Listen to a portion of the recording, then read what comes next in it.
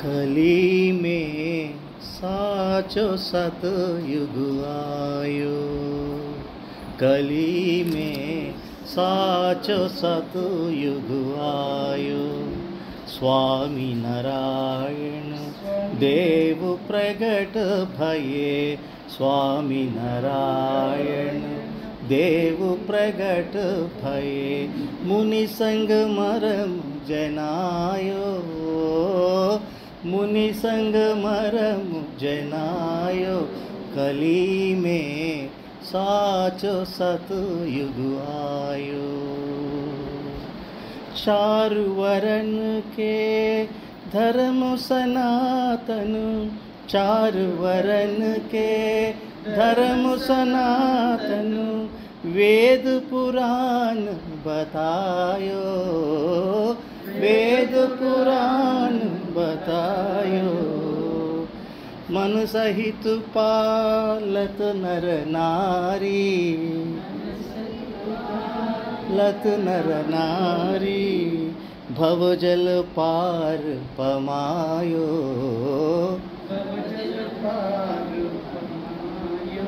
कली में साचो सतयुग आयो। स्वामी नारायण देव प्रगट भये,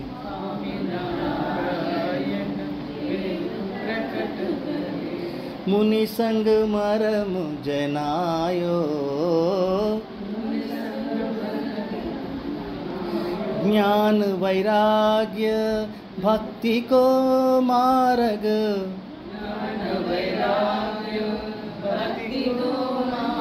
सुगम करत समुझाए,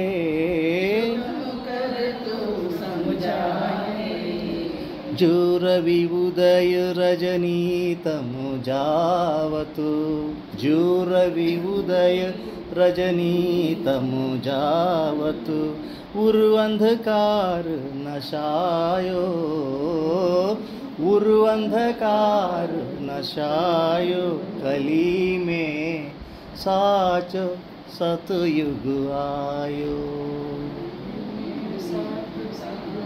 स्वामी नारायण देव प्रगट भये, स्वामी नारायण देव प्रगट भये। मुनि संग मरम जनायो, मरम जनायो। कली में साचो सतयुग आयो। पर नारी चोरी मच माटी, पर नारी चोरी मच माटी। ताही को त्याग करायो, ताही को त्याग करायो। पूजा पाठ कथा कीर्तन करी, पूजा पाठ कथा कीर्तन करी। हरिजन मान हर खायो, हरिजन मान हर खायो। कली में साचो सतयुग आयो। स्वामी नारायण देव प्रगट भये, स्वामी नारायण देव प्रगट भये। मुनि संग मरम जनायो, मुनि संग परम जनायो। कली में साचो सतयुग आयो। सार असार विवेकी समझतु, सार असार विवेकी समझतु। जग सुख सुपन मनायो, जग सुख सुपन मनायो। देवानंद को नाथ दयानिधि, देवानंद को नाथ दयानिधि। भक्तन के मन भायो, भक्तन के मन भायो। कली में साचो सतयुग आयो। स्वामी नारायण देव प्रगट भये स्वामी नारायण देव प्रगट भये मुनि संग मरम जनायो मुनि संग परम जनायो कली में साचो सतयुग आयो। जय स्वामीनारायण। స్వామినారాయణ భగవాన్ ఉన్నప్పుడమ్మా పరమహంసలని దాదాపుగా ఒక 500 మంది తయారు చేశారు ఆయన. పరమహంసలు అంటే హంస అంటే తెలుసు కదా, మంచి చెడు తెలిసిన వాళ్ళు. పరమహంస అంటే ఇంకా అక్షరముక్తు లాంటి వాడు అనమాట. అటువంటి వాళ్ళని తయారు చేసి అంటే ధర్మబద్ధంగా జీవితం గడపడం, నైతికంగా గడపడం, అక్షర రూపులుగా బతకడం నేర్పించి వాళ్ళ సాధువులు చేయలే. అది గొప్పతనం. ఓళ్ళల్లోకి పంపించేశారు. ఎందుకని?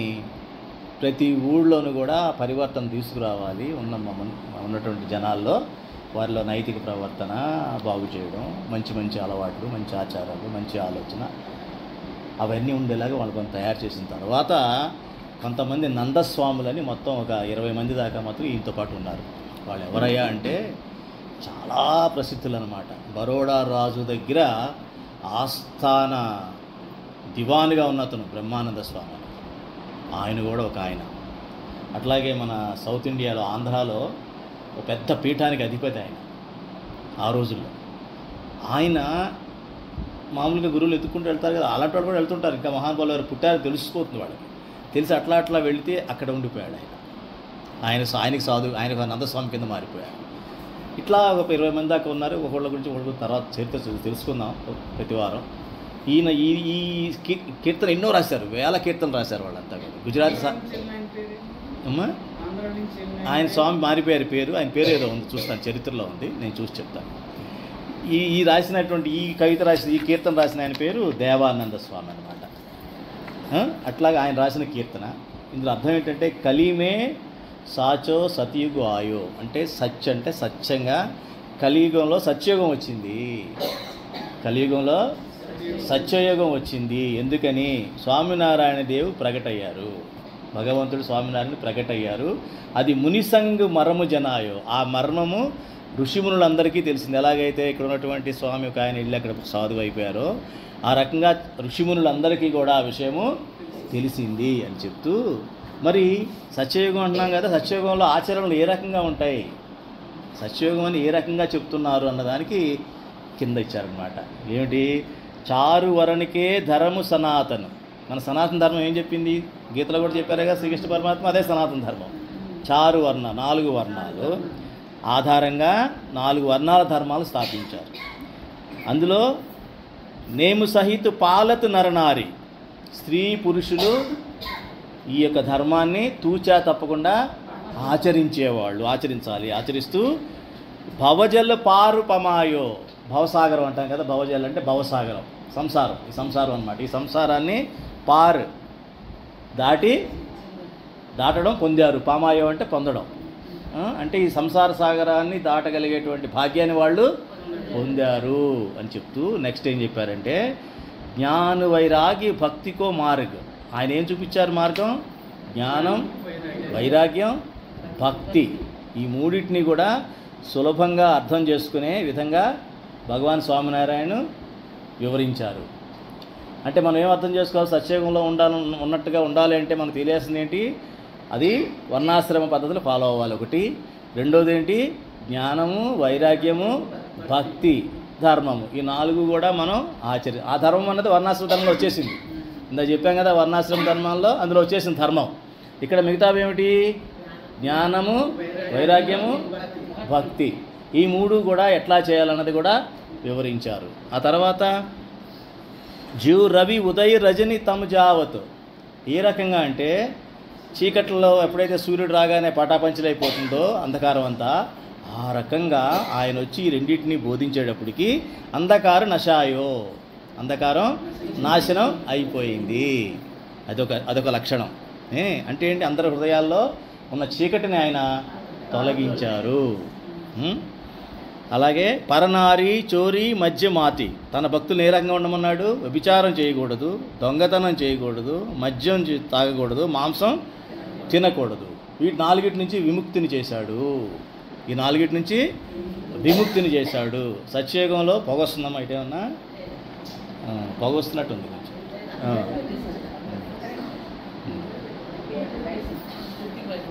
బయటికి పెట్టారా? ఓకే. అంటే ఏంటనమాట, నెక్స్ట్ ఏం కావాలి మనకి? ఈ 4 ఫాలో అవ్వాలి భక్తులు. వ్యభిచారానికి పాల్పడకూడదు, దొంగతనం చేయకూడదు, మద్యం సేవించకూడదు, మాంసం తినకూడదు. ఈ 4 కూడా ఆచరించాలి. అటు నుంచి విముక్తులు చేసేసాడు. ఆ తర్వాత పూజాపాటి కథా కీర్తనకరి, పూజ తన భక్తులకు పూజ చేయమని, ప్రవచనాలు వినమని, అలాగే దేవుడి కీర్తనలు పాడమని ప్రోత్సహించారు. హరిజనమన్ హరఖాయో, అటు ఆ రకంగా భక్తులందరినీ కూడా ఆయన మనసులో ఆ రకంగా భక్తులందరూ కూడా ఉత్సాహంగా ఈ రకంగా చేయడం మొదలుపెట్టారు. అంటే సత్యయుగంలో ఇలా ఉంటుందన్నమాట, గుర్తుపెట్టుకోండి. సత్యయుగంలో కేవలం సత్సంగమే ఉంటుంది, ఇంకేం ఉండదు, దోషాలు ఏమి ఉండవు. ఈ రకంగా ఉంటేనే దివ్యత్వం వస్తుంది మనలో, లేకపోతే దివ్యత్వం రాదు. ఆ తర్వాత ఏం చెప్పాడు? సారు అసారు వివేకీ సమజతు. ఇంకోటి ఎలా చెప్పాడు? వివేకవంతులుగా తయారు చేశాడు ఆయన భక్తుల్ని. వివేకవంతులుగా అంటే ఏంటి? ఏది శాశ్వతమైనది, ఏది అశాశ్వతమైంది అని అంటూ అంటే ఎలా కనుక్కున్నారు? ఈ లోకంలో సుఖాలన్నీ కూడా కేవలం అశాశ్వతం అని తెలుసుకున్నారు, తాత్కాలికమని అర్థం చేసుకున్నారు. ఆ రకంగా అర్థమయ్యేలా ఆ భగవంతుడు చెప్పాడు. అట్లా అంది కాబట్టి భగవాన్ స్వామినారాయణ తన భక్తులందరికీ ప్రియమైన వాడని దేవానంద స్వామి చెప్తున్నారు. ఈ రకంగా భక్తులందరికీ స్వామినారాయణ భగవంతుడు ప్రియమైన వాడు అని చెప్పడం జరిగింది. చాలా మంచి కీర్తనమ్మ ఇది. నేను ఖాళీగా ఉన్నప్పుడు పాడుకుంటూ ఉంటాను పాట. అంతే. బాగుందా? కీర్తన అయింది. ఇప్పుడు మనం శృతి చెప్పుకుందాం. శ్రీమసద్గుణశాలినం చిదచిది. ఓపెన్ అయిందా? మొన్న పంపించాను చూడండి భగవద్గీత.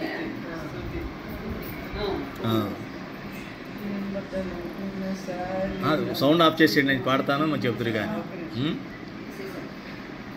నేను పాడతాను, నాతో పాటు మీరు పాడు. అది చూస్తూ శ్రీమసద్గుణశాలినం చిదచిది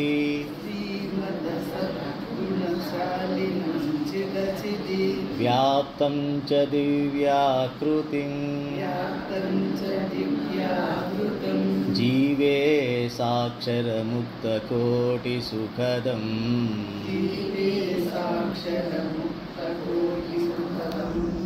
పాడండి.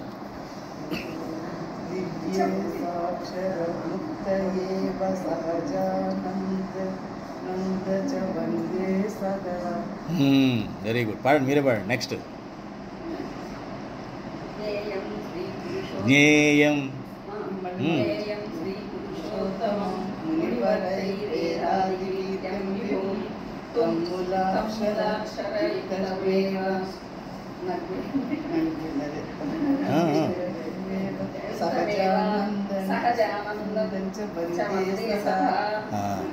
నెక్స్ట్. ఓం సహనావతు సహ వీర్యం కరావహై తేజస్వినావధీతమస్తు మా విద్విషావహై. ఓం శాంతి శాంతి శాంతి. నెక్స్ట్. గుణాతీతోక్షరం బ్రహ్మ భగవాన్.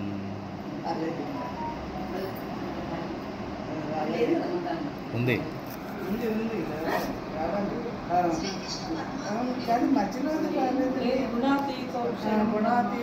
అదే గుణాతీతోక్షరం బ్రహ్మ జనో జానన్నిదం సత్యం ముచ్యతే భవబంధనాత్. ఇదమ్మా దీని శృతి.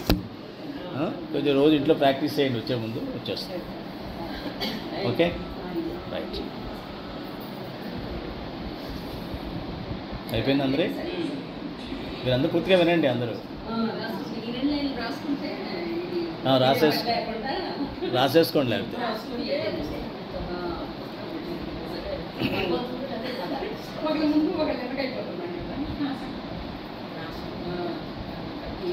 ఒకటి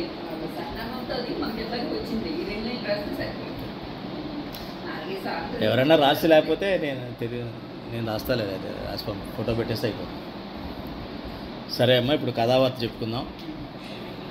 ఇప్పుడు మీకు తెలుసు కదా, అక్షర బ్రహ్మలు ఇక్కడ గురువులందరూ కూడా. అంటే పరమాత్మ ఒక వరం ఇచ్చారనమాట. ఆయన ఇవ్వడమే కాదు, వేదాల్లో అట్లా కూడా ఉంది. ఎప్పుడైతే జీవుడు భూమి మీద వస్తాడో దేవుడు కూడా భూమి మీద ఉంటాడు. దేవుడు కూడా భూమి మీద ఉంటాడు. అయితే ఆయన స్వయంగా ఉంటాడా, లేకపోతే ఒక గురువులో ప్రకటమై ఉంటాడా? మొత్తానికి భగవంతుడు ప్రకటమయ్యే ఉంటాడు. సో జీవుడు ఎప్పుడూ అనాథ కాడు. కానీ మరి ఎందుకు జీవులకు తెలియదు అంటే, ఎవరైతే నేను ముముక్షు అవుతాననుకుంటాడో అప్పుడు మాత్రమే తెలుస్తుంది. జీవుడుగా మామూలుగా ఉండి ఏదో లౌకిక వ్యవహారాలు చేస్తున్నంతసేపు వారి గురువు అవసరం కానీ భగవంతుడు అవసరం కానీ పెద్దగా ఉండదు. ఓ ఆర్తి భక్తుడిగా ఉంటారు కానీ, లేకపోతే అర్ధార్తి భక్తుడిగా ఉంటాడు కానీ, మన గీతలో చెప్పుకున్నట్లుగా ఓ ముముక్షుగా జ్ఞానిగా మటుకు ఉండరు. ఎవరైతే ముముక్షుగా ఉండి జీవుడు కొంచెం పరిణతి చెందుతారో, అంటారు కదా, శిష్యుడు రెడీగా ఉంటే గురువుగారికి కనిపిస్తాడు అన్నట్లుగా, అలాగే ఎప్పుడైతే మనం ముముక్షుగా మారతామో భగవంతుడు మన జీవితంలోకి వచ్చేస్తాడు. మన జీవితంలోకి వచ్చేసాడు భగవంతుడు అన్న విషయం తెలియగానే గురువు కనబడతాడు. ఆ గురువులో ప్రకటమై ఉంటాడు పరమాత్మ. ఆ గురువులో ప్రకటితమై ఉంటాడు పరమాత్మ. ఆ గురువే అక్షర బ్రహ్మగా ఉంటాడు. ఎందుకు ఉంటాడు అన్నదానికి ఇంత కీర్తనలో కొంత మనం తెలుసుకున్నాం. సత్యయుగంలో ఉన్నట్టుగా ఉండేవాడే అక్షర బ్రహ్మ అనుకోండి. మీకు అర్థం అవ్వడానికి వీలుగా, సత్యయుగంలో మనుషులు ఎట్లుంటారో మనల్ని కూడా అమాయకుడు అనేవాళ్ళు కదా పల్లెటూళ్ళలో. ఈ సత్యకాలి పోడరా వీడు అనేవాళ్ళు కదా, గుర్తుందా? సత్యకాలి సత్తయ్య అని సినిమా కూడా వచ్చినట్టు కదా. అంటే ఏంటి, ఆ రోజుల్లో మంచిగా ఉన్నవాడిని అమాయకుడిని పేరు పెట్టేసి ఆడు సత్యకాలి పోడు అని చెప్పి పక్కన పడేసి వీళ్ళ పనులు చేసుకున్నారు కదా. ఇప్పుడు మనకు తెలుస్తుంది వాళ్ళు సరైన వాళ్ళు, మనమే తేడా అని చెప్పి కదా. ఇప్పుడు తెలుస్తుంది, అవునా కదా? అంటే ఆ రకంగా సత్యయుగంలో ఉన్నట్లయితేనే మనం అక్షర రూపులయ్యే అవకాశం ఉంది. అప్పుడు మాత్రమే నేను పరమాత్మని అర్చించే అర్హత నాకు వస్తుంది. అప్పుడు అర్హత లేదు. సో సత్యయుగంలో ఏ రకంగా ఉండాలో మనం చెప్పడం జరిగింది కదా. అంతవరకు బాగానే. అప్పుడు ఆయన చెప్పిన ప్రకారంగా ప్రతి గురువులో కూడా ఆయన ప్రకటమై ఉంటారు. ఇప్పుడున్న గురువుగారు మహంత్ స్వామి గారు, ఇప్పుడు ఆయన ప్రకటమై ఉన్నారు అక్షర బ్రహ్మగా. ఆయనకన్నా ముందు ప్రముఖ స్వామి గారు. ప్రముఖ స్వామి గారి టైంలోనే చాలా వరకు మందిరాలు కట్టడం జరిగింది, చాలా పని అయిందనమాట. ఆయన గురించి మనం శాస్త్రాల్లో చెప్పినటువంటి ఆ అక్షర బ్రహ్మ లాంటి స్వరూపము ప్రముఖ స్వామి మహారాజు గారని, దాని మీద మనం తెలుసుకుందాం. ఎట్లాగా, ఏ రకంగా మనం ఆయన యొక్క వ్యక్తిత్వం ఏ రకంగా చూసి మనం అనుకోవచ్చు ఈ రకంగా అని దీని ద్వారా మనం తెలుసుకుందాం. ఒకసారి మన ప్రముఖ స్వామి మహారాజు గారిని కొంతమంది ప్రశ్నలు అడగడం మొదలుపెట్టారు. ప్రశ్నలు అంటే యువకులు ఏం చేశారంటే రెండు గ్రూపులుగా చేశారు. ఈ పక్కనేమో ఒక ఆయన అంటే, ఈ గ్రూప్కి ఏంటంటే మనిషికి బుద్ధి అవసరం అని, ఆధ్యాత్మిక మార్గంలో, ఈ ఆధ్యాత్మిక మార్గంలో పయనించే వాళ్ళ యొక్క ఎలా ఉండాలి మానసిక స్థితి అన్నదానికి చర్చ ఇలాగ ఉండాలనుకోండి. సగం మంది ఇటు సగం మంది అటు పెట్టి, ఒకళ్ళేమో బుద్ధి ముఖ్యం, బుద్ధి కావాలి అంటే బుద్ధి సరైన బుద్ధి ఉండాలని చెప్పేవాళ్ళు. ఇంకోళ్ళు అవసరం లేదు, విశ్వాసం ఉంటే చాలు అని ఒకళ్ళు, నమ్మకం ఉంటే చాలు, బుద్ధితో పని లేదు మనకని చెప్పి ఒక గ్రూప్ అన్నమాట. ఇట్లా ఏదో వాద సంవాదాలు జరిగాయి. అంతా ఏంటంటే ఇలా ప్రముఖ స్వామి గారు వచ్చారు, చెప్పారు, అడుగుస్తూ కూర్చున్నారు అన్నమాట. అప్పుడు అమ్మాయి మనకి ఇలాగ తగ్గట్లేదు సమస్య, స్వామీజీని అడుగుదామని ప్రముఖ స్వామిని అడిగారు. స్వామి, ఈ ఆధ్యాత్మిక మార్గంలో బుద్ధి అవసరమా, నమ్మకం విశ్వాసం అవసరమా అని. అప్పుడు ఆయన చెప్పిన సమాధానం చూడండి. ఎప్పటి వరకు మీకు సత్పురుషైన గురువు దొరకడో అప్పటి వరకు బుద్ధి వాడండి. అప్పటి వరకు బుద్ధి వాడండి. దేనికోసం వాడాలి? కనుక్కోవాలి కదా గురువుని, ఆ గురువుని కలవాలి కదా. ఆ తర్వాత విశ్వాసంతోనే ఉండండి, అప్పుడు బుద్ధి వాడొద్దు. సింపుల్ అమ్మా, మన మ్యారేజ్ కూడా అంతే కదా. వధువునో దొరికేంత వరకు తిరుగు, బుద్ధిని వాడు, అన్ని రకాలుగా సెలెక్ట్ చేసేటప్పుడు సెలెక్ట్ చేసేసాక నమ్మకం ఇంకా అప్పుడు బుద్ధి వాడేమంటే ఎడమొహం పెడమొహం అయిపోతుంది. అవునా కదా? సింపుల్ కదా ఇది. అంటే మీకు అర్థమవుతుందని చెప్తున్నాను, ఇక్కడ ఏం చెప్పలేదు ఆ విషయం, నేను మీకు అర్థమవుతుందని చెప్తున్నాను. ఏమ్మా చూసారు ఎంత బాగా చెప్పారు. ఆధ్యాత్మిక మార్గంలో ఎలా ఉండాలో. ఆధ్యాత్మిక మార్గంలో మనం గురువుని కనుక్కోవడం పెద్ద పని. అది అయిపోయిందంటే చాలు, ఆ ఫ్లైట్లు ఎక్కేసినట్టు షిప్ ఎక్కేసినట్టు ప్రయాణం నడిచిపోతూ ఉంటుంది ఆధ్యాత్మిక ప్రయాణం. అది చెప్పారు. ఆ రకంగా ఇప్పుడు తెలిసిందా బుద్ధి ఎప్పుడు వాడాలో, విశ్వాసం ఎప్పుడు ఉండాలో ఆధ్యాత్మిక మార్గంలో. అది అలాగే ఒకసారి మన యొక్క సత్పురుషుని ఎలా గుర్తించాలన్న దాన్ని శాస్త్రాల్లో కొన్ని లక్షణాలు చెప్పడం జరిగింది. ఆ లక్షణాలు ఏమిటని తెలుసుకుంటూ వాటికి అనుకూలంగా మన ప్రముఖ స్వామి మహారాజు గారు ఏ రకంగా ఆ లక్షణాలు సరిపోతారో మనం చూద్దాం.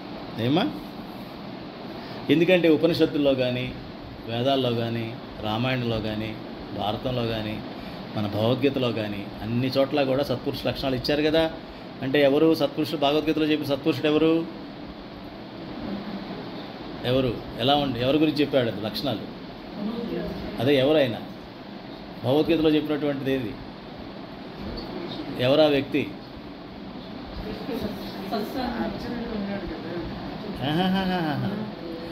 ఇలా ఉండాలి అని చెప్పారు కదా ఆయన. శ్రీకృష్ణుడు, అర్జునుడు కాదు, 2వ అధ్యాయం మర్చిపోయారు మళ్ళీ. స్థితప్రజ్ఞుడు, గుణాతీత పురుషుడు, గుణాతీత పురుషుడు, స్థితప్రజ్ఞుడు చెప్పలా. అది లక్షణం, అది ముఖ్య లక్షణం అన్నమాట. స్థితప్రజ్ఞుడు అంటే రాగద్వేషాలు కానీ అవేమి ఉండవు, సుఖదుఖాలు వాటి ఏమి పట్టించుకోరు, ఇట్లాగేమీ ఉండవు అనమాట. అలాగే అన్ని ఉపనిషత్తులు అన్నింటిలో కూడా చెప్పున్నారు. వాటిని మనం ఏ రకంగా ఇలా మన ప్రముఖ స్వామిలో ఉన్నాయో చూద్దాం. ఆయన ఉపనిషత్తుల్లో వచ్చినటువంటి బ్రహ్మసూత్రాల్లో ఇచ్చినటువంటి ఒక సూత్రం ఏంటంటే అథాతో బ్రహ్మ జిజ్ఞాస. అథాతో బ్రహ్మ జిజ్ఞాస అంటే ఏంటంటే మన జీవుడి యొక్క ముఖ్య ఉద్దేశం ఏమై ఉండాలంటే పరమాత్మ గురించి తెలుసుకోవాలి, అలాగే అక్షరబ్రహ్మ గురించి తెలుసుకోవాలి. ఇది మాత్రమే జీవుడి యొక్క ముఖ్య ఉద్దేశం అని అథాతో బ్రహ్మ జిజ్ఞాస. బ్రహ్మ జిజ్ఞాస అంటే వీళ్ళిద్దరిని తెలుసుకోవడమే. ముఖ్యంగా ఈ 10 ఉపనిషత్తుల్లో కూడా ఇదే చెప్పడం జరిగిందనమాట. అంటే ఏంటనమాట, భగవంతుడి యొక్క స్వరూపాన్ని తెలుసుకోవడం. దాని అర్థం ఏమిటి? ఫస్ట్ భగవంతుడి యొక్క స్వరూపాన్ని తెలుసుకోవాలి. తెలుసుకొని అంటే అర్థం ఏంటి? స్వరూపం అంటే ఆయన సమర్థత ఏంటి, ఆయన చేసే శక్తి ఏంటి, ఆయన యొక్క కర్తృత్వం అంటారు. అది కర్తృత్వం అంటే ఆయన ఏమి చేయగలడు, ఆయన సమర్థత ఏంటి, ఆయన ఏమి చేయగలడు. సర్వం ఆయనే చేస్తాడు కదమ్మా. కానీ మనం అనుకోం కదా, మనం నేనే చేస్తాం అనుకుంటాం కదా చాలాసార్లు. అలా అనుకోకూడదు. ప్రతి క్షణం కూడా సర్వము ఆయనే చేస్తాడు. ఆయన ఒక్కడే సమర్థుడు. ఏదైనా చేయాలంటే మనకు ఆ సమర్థత లేదు అని అనుకుంటూ జీవించడం కష్టం. అది వీళ్ళు చేస్తారు. అట్లా ఆ అక్షర బ్రహ్మలు మాత్రమే అది చేయగలరు. అర్థమైందా? సో ఆ రకంగా ఎట్లాగా ఉందో మనం చూద్దాం. ఇప్పుడు ప్రముఖ స్వామి గారి జీవితంలో ఏ రకంగా ఉందో చూద్దాం. అంటే మొదటి లక్షణం ఏంటంటే మనం ఏదో పని మొదలు పెడతాం, దాని పరిణామాలు మనం ఏదో అనుకొని ఊహించుకొని చేస్తాం ఆ పని. కానీ ఆ పరిణామాలు దానికి విరుద్ధంగా జరిగాయి. మనం అనుకున్న దానికి విరుద్ధంగా పరిణామాలు వచ్చాయి. అప్పుడు మన యొక్క భావన ఎట్లా ఉంటుంది? భగవంతుడు మంచే చేస్తాడు అనుకోగలగాలి. అది ప్రముఖ స్వామి గారు అనుకునేవాళ్ళు. ఉదాహరణకి 11/6/1982 ఏమ్మా అంటోలి అనే ఊళ్ళో విఠలబాయి మోరారిబాయి అనే ఆయన ఇంటిలో సభ జరుగుతూ ఉంది. ఇట్లాగా జరుగుతుంటే అప్పటికి 2 దశాబ్దాలు అయిపోయింది స్వామినారాయణ భగవాన్ వచ్చి. భగవాన్ స్వామినారాయణ యొక్క 20వ ఉత్సవాలు జరిగాయి. అది జరిగినప్పుడు ఇప్పుడు ఏ సంవత్సరం? 1982, 1982. అప్పుడు చాలా అలజడి జరుగుతుంది దేశంలో. బహుశా అప్పుడు మీరందరూ కూడా తెలిసే ఉంటుంది. ఈ మండల్ కమిషన్ అని రిజర్వేషన్స్ గురించి చాలా గగ్గోలుగా జరిగింది. విశ్వనాథ్ ప్రతాప్ సింగ్ ప్రైమ్ మినిస్టర్గా ఉండేవాడు. ఆ టైంలో కాలేజీలు అన్నీ కూడా క్లోజ్ చేసి హడావుడిగా ఉండేదన్నమాట. అటువంటి పరిస్థితుల్లో ఇది పెట్టాల్సి వచ్చింది. ఏది ఈ ద్విదశాబ్ది ఉత్సవాలు అహ్మదాబాద్లో జరుగుతున్నాయి. ఆ తేదీ వచ్చేసింది. అల్లకల్లోలంగా ఉంది. ఎక్కడ కూడా అసలు మామూలుగా లేదు దేశం అంతా.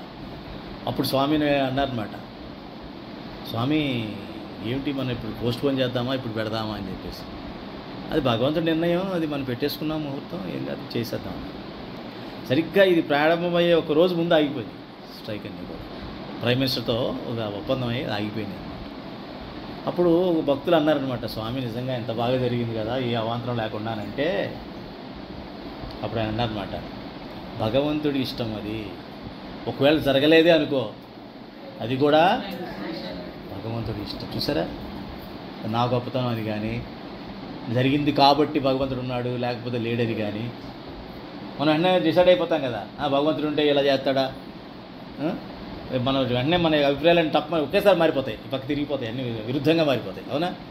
అటువంటి అభిప్రాయం ఆయనకి ఎప్పుడు కూడా ఉండేది. అలాగే సెప్టెంబర్ 24, 2002లో సారంగపూర్లో ఉన్నారు ప్రముఖ స్వామి మహారాజ్. సారంగపూర్లో ప్రధాన కేంద్రం అన్నమాట ఇది, మన బీఏపీ సంస్థకి సారంగపూర్లో పెద్ద టెంపుల్ ఉంది, సాధువులు ట్రైనింగ్ సెంటర్ ఉంది. ఎప్పుడైతే వెళ్ళండి, చాలా బాగుంటుంది. అహ్మదాబాద్ నుంచి 3 గంటల ప్రయాణం, చాలా పెద్దది, చాలా బాగుంటుంది. సాధువులు ట్రైనింగ్ స్కూల్ ఉంది, సాంస్క్రిట్ యూనివర్సిటీ ఉంది, ప్రముఖ స్వామి సమాధి ఉంది. వీళ్ళందరూ స్వామినారాయణ భగవాన్ స్వయంగా స్థాపించినటువంటి కట్టిన గుడి ఉంది అక్కడ. ఆయన ఇప్పుడు మన వచనామృత ప్రవచనాలు ఇచ్చారే, ఆ చెట్టు అక్కడ ఉన్నటువంటి అన్నీ అక్కడే ఉన్నాయి. చాలా పవిత్రమైన స్థానం, తీర్థస్థానం అది. అక్కడ ఉన్నారు ఆయన. ఉన్నప్పుడు అహ్మదాబాద్లో 2002లోనే గాంధీనగర్ గుడి ఉంది కదమ్మా, దాని మీద టెర్రరిస్టులు దాడి చేశారు. మీకు గుర్తుండే ఉంటుంది, మీకు తెలిసి లేదు. టెర్రరిస్టులు దాడి చేసి 10 మంది చనిపోయారు, భక్తులు కూడా. 2 టెర్రరిస్టులు కూడా చనిపోయారు, ఈ మిలిటరీ వెళ్ళి లోపలికి వెళ్ళి షూట్ చేసినప్పుడు. ఆ విషయం ఆయనకి వచ్చిందనమాట, తెలిసింది. అయితే ఆయన ఏమీ చెల్లించకుండా అప్పటికే హిందువులందరూ కూడా ఏకమైపోతున్నారు. ఏంటి, హిందూ ముస్లిం గొడవలు మొదలు పెడదామని. ముస్లింలు చేయించారు మన హిందూ మందిరం మీద, ఇమీడియట్గా మొదలు పెట్టేద్దాం, మనం ఏంటి హిందువులు ఏంటి అదేంటి అరుస్తూ ఉంటారు కదా వీళ్ళంతా, కొంతమంది ఉంటారు రెడీగా ఉంటారు దానికి గొడవల కోసం. చేస్తే ఆయన చాలా కూల్గా వీళ్ళందరూ వచ్చారు, టీవీ వాళ్ళందరూ వచ్చారు. అప్పుడు రోజుల్లో దూరదర్శన్ ఉండేది, స్టార్ టీవీ ఉండేది, ఈటీవీ, వీళ్ళందరూ వెళ్ళి ఈయన హెడ్ కదా మరి బీఐపీఎస్ సంప్రదాయానికి, వెళ్ళి అడిగితే ఆయన ఒకటే చెప్పారనమాట, ఏమి అయినా కూడా అది చాలా విచారకరమైన విషయం. భగవంతుడు ఏది చేసినా మంచికే చేస్తాడు. చూడండి అంత కూల్గా ఎవరు చెప్తారు? కూల్గా చెప్పినా ఎవరు ఆగుతారమ్మా? ఆగరు. ఆయనకి చెప్పారు కాబట్టి ఆగారు. భగవంతుడు ఏది చేసినా మంచిగా చేస్తాడు. మేమేదో పొరపాటున బాహ్య దృష్టితో ఎక్కువ ప్రవర్తించినట్టున్నాం అని చెప్పడం. మాలో ఏదో పొరపాటు జరిగి ఉంటుంది, బాహ్య దృష్టితో మేము ముందుకు వెళ్ళిపోతున్నట్టున్నాం, అంతర్దృష్టి ఎక్కడో లోపించి ఉంటుంది. ఆయన మాకు లెసన్ ఇవ్వడం కోసం, మీకు బయట ఎక్కువ ఇదవుతున్నారు, మీరు అంతర్దృష్టికి వెళ్ళాలి అని చెప్పారేమో. అంటే భగవంతుడు మనకేమన్నా ఆ బ్రేక్ ఇస్తే, అవాంతరం వస్తే, ఇక్కడ భగవంతుడు నాకు ఏం లెసన్ చెప్తున్నాడు అని ఆలోచించాలి. నాకు ఎటువంటి గుణపాఠం చెప్పాలని ఇది ఇచ్చాడు, ఈ అనుభవాన్ని, నా ఈ యొక్క బాధని, ఈ యొక్క దుఃఖాన్ని అనుకోవాలి. కానీ అక్కడ మనం మనసు విరిచేసుకోకూడదు. మనసు ఎప్పుడైతే విరిచేసుకుంటామో భగవంతుడికి దూరం అయిపోతాం. అది ఆయన కాబట్టి ఆ రకంగా అనగలిగారు. మనం ఉండగలం అటువంటి పరిస్థితిలో? ఇంపాసిబుల్. అంటే ఏంటి, ప్రతి విషయంలోనూ ఆయన భగవంతుడినే ముందు పెడతారనమాట. భగవంతుడే ముందు, భగవంతుడే ఇచ్చే నడుస్తుంది, ఆయన కోరికే నడుస్తుంది. ఆయన ఏది చేసినా మంచే చేస్తారు కానీ చెడు చెయ్యరు అని ప్రగాఢమైనటువంటి విశ్వాసం, నమ్మకం అది ఉండాలన్నమాట. ఇప్పుడు మనకు లేకపోవచ్చు, కానీ దాన్ని డెవలప్ చేసుకునే డైరెక్షన్లో మనం ముందుకెళ్ళాలి. ఎలా వెళుతాము? సత్సంగమే. ఇలా సత్సంగానికి వస్తూ ఇట్లా మహాపురుషుల గురించి, వీళ్ళ యొక్క అక్షరబ్రహ్మల గురించి తెలుసుకుంటూ ఉంటే మనలో ఒక రకమైనటువంటి ఆత్మధైర్యం, ఆత్మబలం, ఆత్మవిశ్వాసం, ఆత్మకు సంబంధించిన గుణాలన్నీ పెరుగుతాయి. సత్సంగంలో ముఖ్యంగా ఈనాటి పరాసభల్లో జరిగేది ఏంటంటే ఆత్మకు సంబంధించిన అన్నీ కూడా బలపడతాయి అన్నమాట. సత్సంగానికి రాకపోతే ఏం జరుగుతుంది? ఆత్మ బలహీనం అయిపోతుంది, ఆత్మవిశ్వాసం లోపిస్తుంది, మనకి మనసుకు సంబంధించిన, మాయకి సంబంధించిన విషయాలు బలమైపోతుంటాయి. అప్పుడు దాన్ని ఆత్మ ఎదుర్కోలేదు. ఎదుర్కొంటుందా? ఎదుర్కోదు. ఇప్పుడు 2-3 ఉదాహరణలు మన ముందుకు వచ్చాయి కదా. ఓహో, ప్రముఖ స్వామి మహారాజు ఇలా చేశారు అంటే మనకి ఇటువంటి స్థితి వచ్చినప్పుడు ఇవన్నీ గుర్తొస్తుంది. ఈ యొక్క ప్రసంగం గుర్తొచ్చి మహానుభావుడు ఆయనే అంత ఇదిగా ఉన్నాడు, మనం ఎంత అని చెప్పి మనం కూడా భగవంతుడిని దృష్టిలో పెట్టుకొని మనలో ఆత్మబలం పెంచుకుంటాం అన్నమాట. అదొక లక్షణం. అలాగే 1987లో లండన్ మందిరంలో ఏం జరిగిందంటే, ఒక సైట్ తీసుకున్నారమ్మా. ఆల్రెడీ మంచి సైటు ఏదో వచ్చింది, తీసుకున్నారు. అందులో గుడి కట్టాలని ప్రయత్నం. విదేశాలు ఎలా ఉంటుందంటే, ఏ పనైనా చేయాలంటే ఆ చుట్టుపక్కల ఉన్న లోకల్ రెసిడెంట్స్ ఉంటారు కదా, నివాసం ఉంటారు కదా, వాళ్ళందరూ సంతకాలు పెట్టాలి. నాకు అభ్యంతరం లేదు, ఇక్కడ గుడి కడుతున్నారు, హిందూ గుడి కడుతున్నారు అని ముందు అనౌన్స్ చేస్తుంది గవర్నమెంట్. అక్కడ నోటీస్ పెట్టాలి. పెడితే అక్కడ ఎంతమంది ఉన్నారో అంతమంది జనం కూడా, ప్రతి వాళ్ళు కూడా సంతకం పెట్టి మేము ఓకే, మాకు అభ్యంతరం లేదని సంతకం ప్రతి వాళ్ళు పెట్టాల్సిందే. అందులో 10 మంది పెట్టకపోతే అది మళ్ళీ ఆపేస్తారు. ఆ చుట్టుపక్కల ఉన్న అందరూ కూడా 20,000 మంది ఉంటే 20,000 మంది కూడా సంతకం పెట్టారు. అయినా కూడా ఈ క్రిస్టియన్ మిషనరీస్ ఉంటాయి కదా, క్రిస్టియన్స్ మిషనరీస్ కొన్ని ఉంటాయి కదా, అక్కడ ఉన్న లేకపోయినా మతపరంగా వాళ్ళు కోర్టు వేయడం ఇది జరిగాయి. వాళ్ళకేంటి హిందూ మందిరం రాకూడదని ఉంటుంది కదా. ఉండేటప్పటికి కోర్టులో ఏగా అదే రోజు 1987లో లండన్ మందిరం గురించి కేసు ఫైనలైజ్ అయ్యింది. స్వామిశ్రీ ఏమో అట్లాధారాలో ఉన్నారు. అట్లాధార అంటే బరోడా పక్కన అట్లాధార ఉంది కదా, అక్కడ ఒకటి మందిరం, మంచి మందిరం, అక్కడ ఉన్నారు. ఆ మందిరంలో ఉన్నారు ఎవరు? ప్రముఖ స్వామి మహారాజ్. అప్పుడు లండన్ నుంచి ఫోన్ వచ్చింది. అర్ధరాత్రి అంతా 10ంటికో 10:30కో వచ్చింది. ఏమిటయ్యా విషయం అంటే, స్వామి మన కేసు ఓడిపోయాం, అప్పటికే 1,20,000 పౌండ్లు ఖర్చు పెట్టారు, ఎన్నో సంవత్సరాలు జరిగాయి,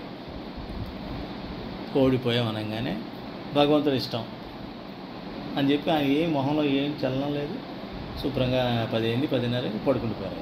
ప్రశాంతంగా పడుకున్నారు. ఆయన మొహంలో ఎటువంటి తేడా, ఫీలింగ్లో ఎటువంటి తేడా కూడా లేదు. మిగతా వాళ్ళందరూ ఆందోళన పడ్డారు, కానీ ఆయన మట్టుకు హాయిగా పడుకున్నారు. చూసారా? అదే మనం అయితే ఉండగలమా? హార్ట్ అటాక్లు వచ్చేయు. అది దాన్నే స్థితప్రజ్ఞత అంట. మనం భగవద్గీతలో చదివాము, మర్చిపోయారే ఎవరు అంటే అంత భగవద్గీత మొత్తం లక్ష్యం స్థితప్రజ్ఞతేనమ్మా. యోగి అవడం స్థితప్రజ్ఞత అవ్వనప్పుడే ఆ భగవద్గీతను మనం ఆచరించినట్టు లెక్క. అప్పటి వరకు ఆచరణ లెక్కనట్టు కాదనమాట. అంటే వెంటనే అబద్ధని కాదు, అంటే మొత్తం సారాంశం అది. భగవద్గీత మొత్తం సారాంశం 2వ అధ్యాయం. అందుకే అన్నిసార్లు చెప్పాను, నేను చాలా ఎక్కువ రోజులు తీసుకున్నాను, గుర్తుందో లేదో మీకు. మళ్ళీ కావాలి 2వ అధ్యాయం మళ్ళీ వినండి, వెనక్కి వెళ్ళి. చాలా అవసరం అది చాలా ముఖ్యమైనటువంటి అధ్యాయం. అందుకని మీకు చెప్పాను, 1, 2, 3 నేను ఫస్ట్లో చెప్పాను, ఈ 4, 5, 6 అధ్యాయాల మట్టుకు చాలా జాగ్రత్తగా వినాల్సిందేనమ్మా, ఇదే పునాది అని చెప్పి. మీరు మర్చిపోతే మళ్ళీ వెళ్ళి వినండి, నా యొక్క రిక్వెస్ట్ అది వింటేనే. అది చాలా ఇంపార్టెంట్. 2వ అధ్యాయం సాంఖ్య జ్ఞానం ఇస్తారు అందులో. తర్వాత స్థితప్రజ్ఞ 52 నుంచి 72 అని చెప్పే కదా మనం, మీకు అది అక్కడ చదవాలి. చదివితే మొత్తం మీకు తెలుస్తుంది. ఈ కంప్యూటర్ మీరేం వినరు, వింటారా? ఓకే అమ్మా. చూసారా? అంటే ఇట్లాంటి భగవంతుడి ఇష్టము అని చెప్పేసి ఉండేటువంటి లక్ష్యం ఉంటుందన్నమాట. వాళ్ళకి చెల్లించదు, దేనికి కూడా వాళ్ళకి స్థిరత్వం అన్నది పోదు. అదొక లక్షణం. ఇంకోటి ఏంటంటే, ఏ పని చేసినా భగవంతుడే చేస్తాడు, నేను కాదు అని అనుకుంటూ పనులు చేయడం. అది ఎలాగా? మనం ఏమనుకుంటామంటే, ఆయన ఏమనుకునేవాడంటే, ఏ మంచి జరిగినా కూడా నేను చేసినట్టు అనేవాడు కాదు ఆయన.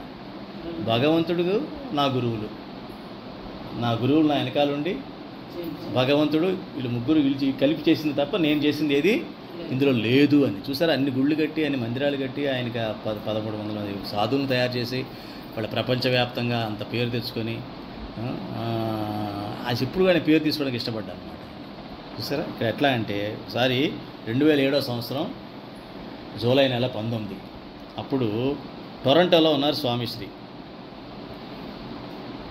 టొరంటోలో అప్పుడే గుడి కడుతున్నారు అనమాట, స్వామినారాయణ గుడి కడుతున్నప్పుడు అక్కడ 2 సాధువులు ఉన్నారు. వాళ్ళు ఏం చెప్పారంటే, స్వామి ఇక్కడ పెద్ద భక్తులు కూడా లేరు టొరంటోలో, ఎక్కువ సత్సంగాలు కూడా లేవు, సత్సంగాలు కూడా చాలా తక్కువ ఉన్నారు. అయినా కూడా ఇంత పెద్ద మందిరం కట్టాలనే సంకల్పం మీరు తీసుకోవడం, అది అయిపోవడం ఆశ్చర్యంగా ఉంది. మీరు కాబట్టి చేశారు కానీ ఎవరి వల్ల కాదు అన్నారు వాళ్ళు. ఆయన వెంటనే అప్పుడు మాట్లాడద్దు అలాగా, నా వల్ల ఏమీ అవ్వదు, నేను అప్పడం తెలుసు కదా, అప్పడం మనం అప్పడాలు తింటాం, అప్పడం కూడా నేను నిలపలేను, నేను నాకు అంత శక్తి కూడా లేదు. అంత పెద్ద గుడి కట్టి చేసి నాదేమీ లేదు అంటే చూసారా, అంటే అనమాట ఏమి జరిగినా ఏమి చేసినా భగవంతుడు గురువుల యొక్క ఆశీర్వాదం జరుగుద్ది కానీ వాళ్ళు చేయాల్సింది తప్ప నాది ఏమీ లేదు. అట్లా జీవించగలగాలి. వీళ్ళకి స్ఫూర్తిస్తారన్నమాట మనకు వీళ్ళంతా కూడా. ఆ రకంగా చెప్పాడు. అప్పుడు ఏమన్నమాట వీళ్ళు ఏమన్నారంటే అది నిజమే స్వామి, కానీ ఆ ప్రేరణ మీకు ఇచ్చాడు కదా భగవంతుడు అన్నారు. ఎలాగోలా ఆయనతో ఒప్పించాలని. నిజమే, భగవంతుడే చేశాడు, కానీ చెయ్యాలి అనే ప్రేరణ ఎవరిచ్చారు? ఆ భగవంతుడే కదా ఇచ్చింది. అంటే అప్పుడు ఆయన ఏమన్నా తెలుసా, సరే నాకు ఇచ్చినట్టే అందరికీ ఇచ్చాడు ప్రేరణ, నేను ఒక్కనే అందరూ చేశారు కదా, అందరూ కలిసే కదా చేసింది. కొంతమంది ధనంతోనూ, కొంతమంది వాలంటీర్గా వచ్చి సేవ చేయడం, ఇవన్నీ జరిగినాయి కదా మొత్తంగా. మరి వాళ్ళకి ప్రేరణ కూడా భగవంతుడే ఇచ్చాడు. అప్పుడు నా గొప్పతోనే ఉందన్నాడు.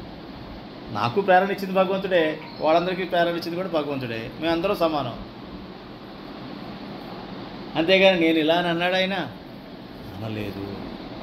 అంటే మనం ప్రతి క్షణం కూడా ప్రేరణ భగవంతుడి దగ్గర తీసుకొని, శక్తి భగవంతుడిదే తీసుకొని పని చేసిన తర్వాత, పని అయిన తర్వాత కూడా మనం ఏమనుకోవాలి, భగవంతుడే చేశాడు, ఆయన ఏది చేసినా కూడా మన మంచికే చేస్తాడు, భగవంతుడు మాత్రమే చేయగలడు, నేను చెయ్యలేను, నాలో అసలు ఆ సమర్థత జీరో అనుకోవాలి. అలా అనుకున్నప్పుడు మనకి ఈ యొక్క శరణాగతి అన్నది వస్తుందన్నమాట. అంటే ఆయన ఏం చేశారు, ఏం చేసినా గురువు పాదాలు సమర్పించేశాడు. ఆయన గురువుల ద్వారా జరిగింది అంతే, పరమాత్మ గురువుల ద్వారా చేయించారు. ఈ రెండు లక్షణాలు కూడా ఆపేద్దాం, నెక్స్ట్ వీక్ మిగతా చెప్తాం. అర్థమైందమ్మా, ఈ రెండు చాలా ముఖ్యం. స్వామినారాయణ భగవానికి జై.